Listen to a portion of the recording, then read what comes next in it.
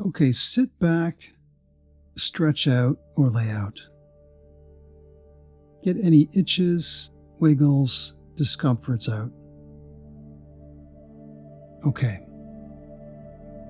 With your head facing straight ahead, pick a spot to stare at about 45 degrees above your line of vision. No need to strain too much, but you may feel slight straining, which is fine. You'll soon notice your eyelids feeling like they want to close. When that happens, just allow them to close. Good. You may feel a sense of relief and may feel more relaxed. Just allow your body to settle in. And just allow yourself to relax. You may notice thoughts, bodily sensations, or the sounds around you. It's perfectly fine for you to be aware of these.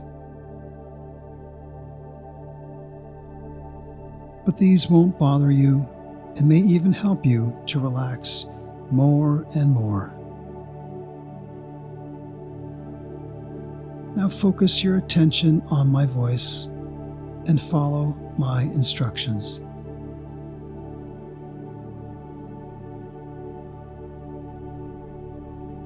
In a minute, you'll hear me count down from 10 to 1, and with each descending number between 10 and 1, you're going to become even more deeply relaxed. Here we go. 10. 9. Deeper and deeper state of relaxation. 8. 7. 6. More and more relaxed. 5. 4. 3. You're getting more deeply relaxed. 2. And 1. All the way relaxed.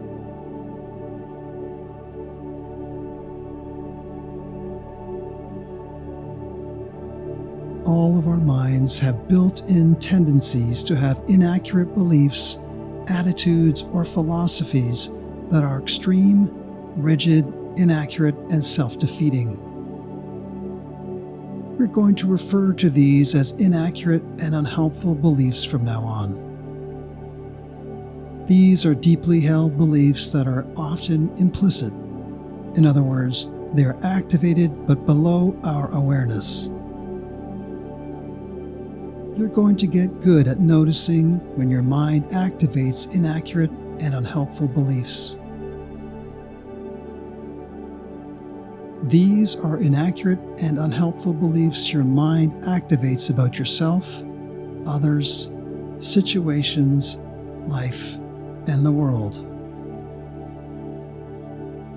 These cause unhealthy and unhelpful emotions that make it less likely that you'll be successful or achieve your goals. They block you from being the type of person you want to be and living your life in line with your values. Experiencing negative emotions is normal. Experiencing negative emotions is unavoidable. Negative emotions are one of the givens of existence. They're something that all of our minds do. You need to accept them, even if you don't like them. They are inevitable. They provide you with useful information. They can motivate you to remove obstacles that are in the way of your goals or help you make adjustments when what you do doesn't get you what you want or when you get what you don't want. But there is a difference between unhealthy and unhelpful negative emotions, which tend to make things worse, and healthy and helpful negative emotions, which can help you make things better. There's a difference between depression versus sadness. There's a difference between anger, rage, and bitterness versus irritation, annoyance, and frustration. There's a difference between panic and anxiety versus caution, vigilance, and concern. The main difference is that unhealthy and unhelpful emotions get in the way of your success or living the life you want. In other words, living and behaving in line with your goals and values. You are going to get better at thinking in more accurate and helpful ways, which will make you more likely to experience helpful and healthy emotions. Getting hooked by unhelpful and unhealthy emotions leads to unhelpful and self-defeating actions, action tendencies, and thoughts. Helpful and healthy emotions lead to constructive behaviors and motivate you. By getting better at noticing and naming, or what we call unhooking, and then challenging inaccurate and unhelpful beliefs, you're going to be more likely to feel concern instead of anxiety or panic, annoyance and frustration instead of anger, rage, or bitterness, sadness instead of depression. You're going to become an expert at unhooking from the inaccurate and unhelpful beliefs that are holding you back. But don't fool yourself. You fall prey to inaccurate and unhelpful beliefs. We all do, as our minds are designed to do this. Today, you're going to become an expert at identifying an inaccurate and unhelpful belief that your mind produces that is holding you back. We're going to focus on musts, shoulds, and have-tos. This is when our minds turn a preference for how we want things to be into a rigid demand or must. We call these inaccurate and unhelpful beliefs musty thinking. Sometimes this is called shoulding, as when our minds should on ourselves, should on others, situations, the world, or life. Again, this is when your mind turns your preferences or wants into rigid demands. You may hear it in your thoughts or when you speak when you use terms like must, have to, need to, ought to, or should. For example, I must perform better. I should never make those types of mistakes. I ought to be able to handle my workload. I have to get this promotion. I need to get into medical school this year. He must not criticize my work in front of my colleagues. It shouldn't be this hard. The organization shouldn't have such strict rules. I can't let my team down. If you examine these carefully, you'll quickly see that most of them are not accurate or helpful. They are not in line with reality or the way things really are. This can take the form of musts or shoulds about yourself, others, situations, institutions, the world, or life. You'll hear it in your thoughts or words. I must. I should. I ought to. I have to. I need to. You must. You should. You ought to. You have to. You need to. They must. They should. They ought to. They have to. They need to. It must. It should. it ought to, it has to, it needs to. Of course, this does not mean that any time you or someone else uses the words must, should, ought to, have to, or need to, that this means you or they have turned a preference into a rigid demand or must. For example, you have to see this movie. If you want to get your startup off the ground, you should get external funding. To start this new job, you must sign the contract. In order to go to university, you have to pay the tuition.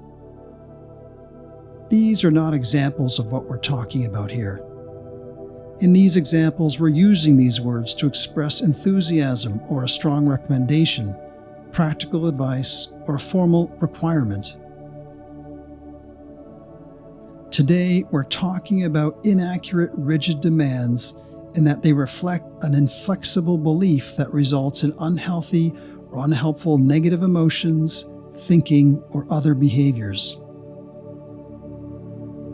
There are 4 inaccurate and unhelpful musts or shoulds that all of us have lurking below our awareness. These are deep-seated and implicit misunderstandings our minds have of the way things really are. The first deep-seated and implicit belief our minds have goes like this: because I strongly prefer or want to, I must or should perform well or do well in the various aspects of my life. If not, I'm no good. This reflects the inaccurate belief that our self-worth is dependent on success. So when success is not achieved, we tend to experience anxiety, panic, self-doubt, depression, despair, or worthlessness. The second one goes like this: because I strongly prefer it, I must or should get approval of others. If not, I'm no good. This reflects the inaccurate belief that our self-worth is dependent on external validation.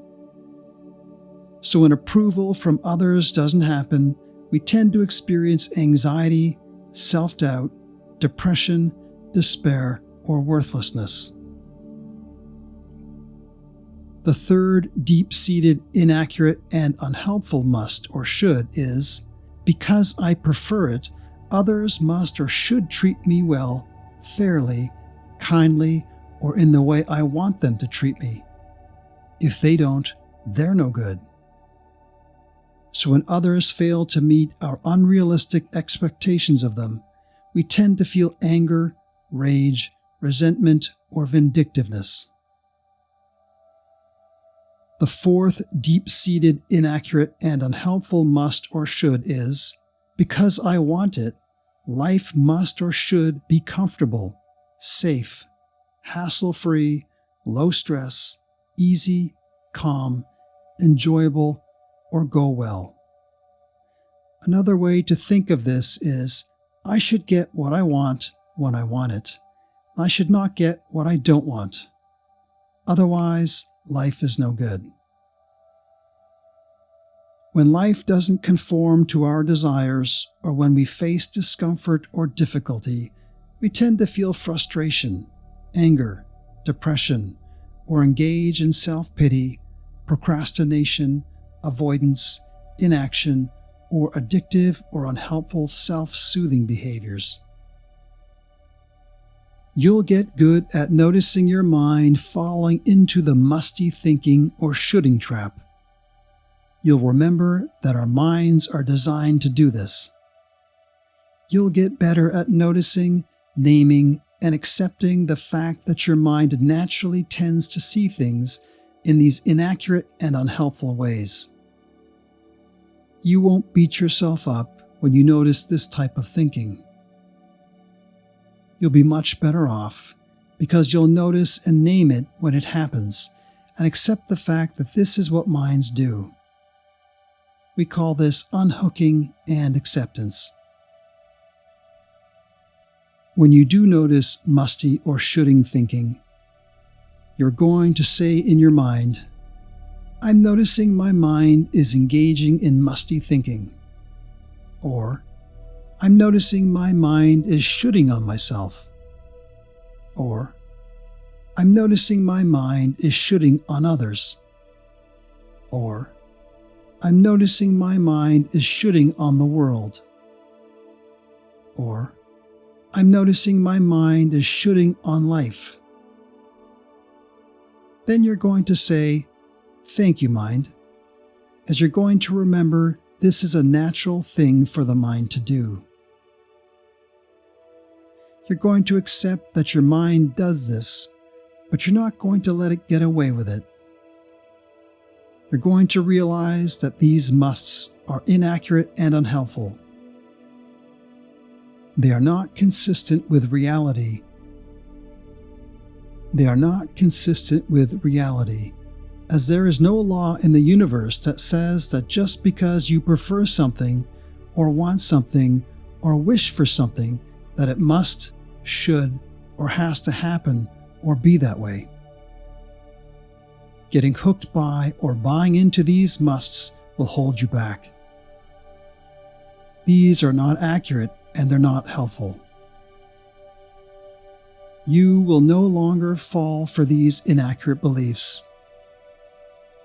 You're going to get better and better noticing your mind doing this. You're going to challenge these inaccurate and unhelpful musty beliefs by asking yourself, why is this not true? Where is the evidence to support this belief? Why is this belief not consistent with reality? How is this belief not logical? What law in the universe says it's true? Why is this not helping me? Why would I not agree with a child or a friend if they held this musty belief? Where is getting hooked by or holding on to or buying into this musty belief getting me? And you are going to remind yourself that although you may wish or hope for or prefer or want something, this does not mean it must, should, ought to, or has to happen. You will remind yourself that we live in a world where we don't always get what we want, and we sometimes get what we don't want.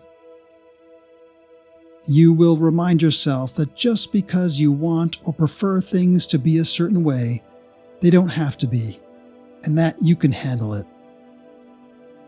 You will remind yourself that just because you want or prefer to do well in various aspects of your life, there is no law in the universe that guarantees it or that says you have to. And if you don't do as well as you want, it doesn't reflect your value as a human being. You will strive to be better, but not perfect.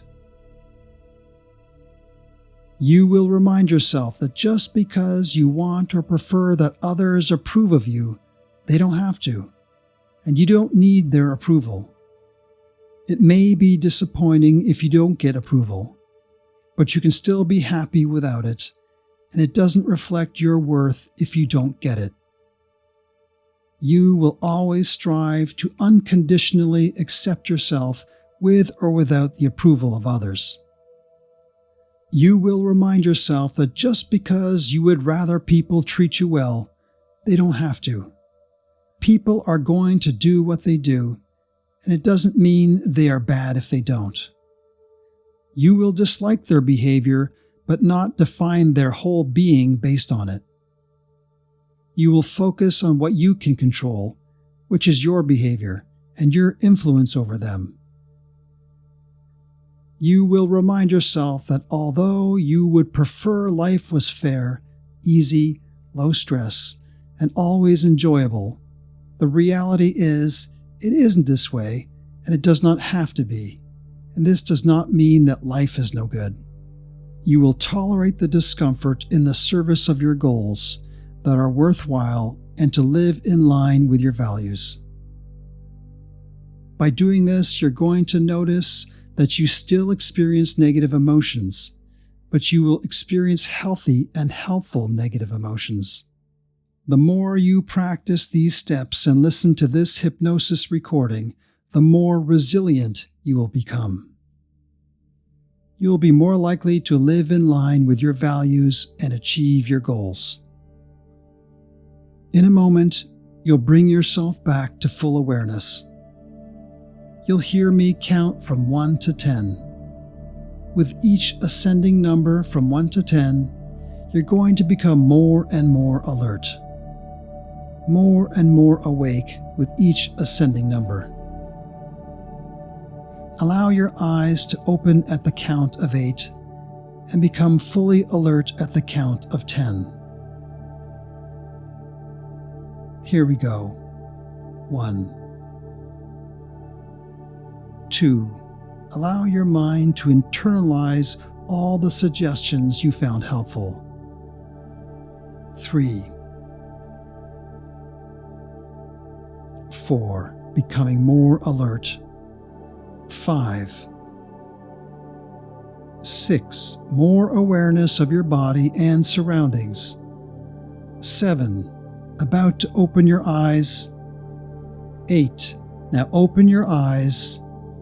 And 9. And 10.